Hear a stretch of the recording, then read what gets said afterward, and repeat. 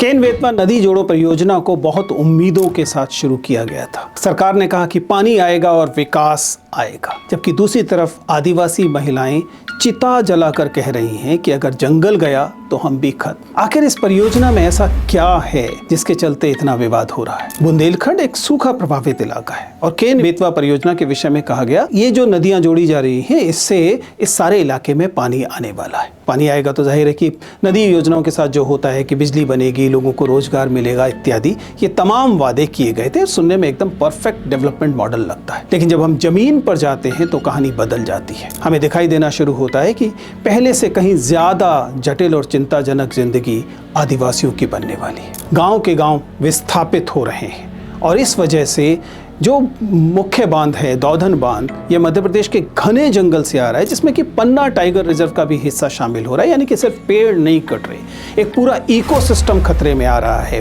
Tigers खतरे में आ रहे हैं, वाइल्ड लाइफ खतरे में आ रही है, बायोडाइवर्सिटी खतरे में आ रही है। और जाहिर है कि आदिवासी समुदाय जो पीढ़ियों से उन जंगल में रहते हैं, उनके लिए जंगल केवल एक संसाधन नहीं है कि उससे चीजें हासिल करनी, उनके लिए उनकी कल्चर है, उनकी जिंदगी है। और यही डर, इस चीज को खो जाने का डर इन आदिवासियों को चिता आंदोलन की तरफ लेकर जा रहा है। आदिवासी महिलाओं ने चिता जलाकर विरोध जताया है। उनका संदेश साफ है कि अगर हमारा जंगल हमसे छिन गया तो हमारी जिंदगी भी खत्म है। ये सिर्फ एक आंदोलन नहीं है, एक सेंस में अपनी पेन का एक्सप्रेशन है। हम अपने आदिवासियों की आवाज कब सुनेंगे? सुप्रीम कोर्ट ने बहुत पहले कहा है कि किसी भी स्थिति में ना तो जंगल कुचले जाने चाहिए, ना आदिवासियों से उनके अधिकार छीनने चाहिए। लेकिन सच्चाई ये है कि ठीक यही इस मामले में हो रहा है।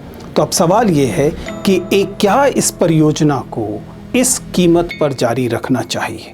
हमें प्रगति और प्रकृति में से क्या चुनना चाहिए? क्यों हम अपने आदिवासियों को चिता जलाने के लिए मजबूर कर रहे हैं? सोचिए और बताइए।